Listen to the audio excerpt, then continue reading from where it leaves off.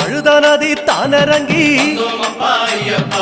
ஆறுதலா தாங்குளிச்சு அடியில் ஒரு கல்லெடுத்து ஆழி பூச பண்ணி புட்டு கந்தமல ஜோதியானவா எங்க காவலாக வந்து சேரப்பா.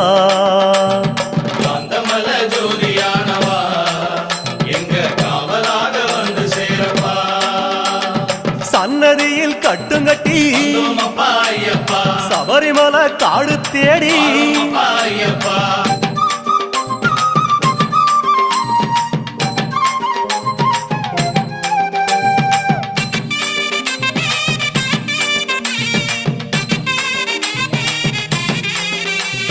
அசராம சரணம் சொல்லி அழுதமேடு அதிலேறி